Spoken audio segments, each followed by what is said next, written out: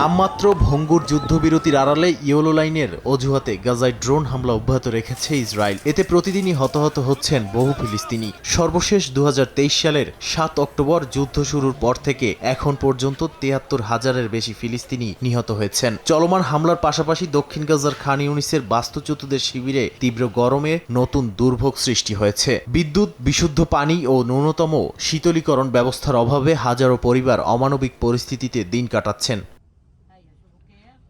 এই পরিস্থিতির মধ্যেই প্রায় 2 দশক ধরে গাজার বেসামরিক প্রশাসন পরিচালনা করা গভর্নিং বা ইমার্জেন্সি কমিটি বিলুপ্ত করার ঘোষণা দিয়েছে হামাস।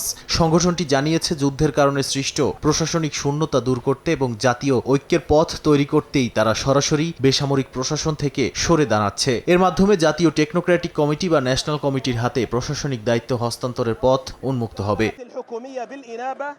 ন্যাশনাল কমিটির প্রধান জানিয়েছেন, প্রয়োজনীয় পরিবেশ ও উপকরণ নিশ্চিত করা হলে কমিটি অবিলম্বে দায়িত্ব নিতে প্রস্তুত। জাতিসংঘ নিরাপত্তা পরিষদের রেজুলেশন 2803-এর আওতায় গঠিত এই অস্থায়ী প্রশাসনিক সংস্থার দায়িত্ব হবে যুদ্ধ পরবর্তী গাজার দৈনন্দিন বেসামরিক কার্যক্রম পরিচালনা। স্থানীয় সাংবাদিকরা বলছেন, হামাসের এই সিদ্ধান্ত যুদ্ধবিরতির দ্বিতীয় ধাপে যাওয়ার জন্য গুরুত্বপূর্ণ রাজনৈতিক নমনীয়তার ইঙ্গিত দিচ্ছে এবং মধ্যস্থতাকারী দেশগুলোর দীর্ঘদিনের দাবিরও প্রতিফলন এটি।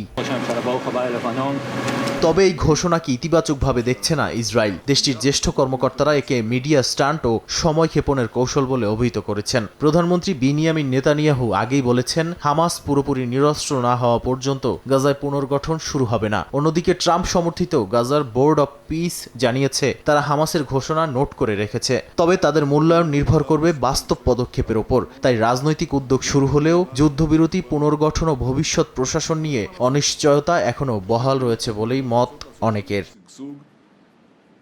নাদিম মারজান, সময় সংবাদ।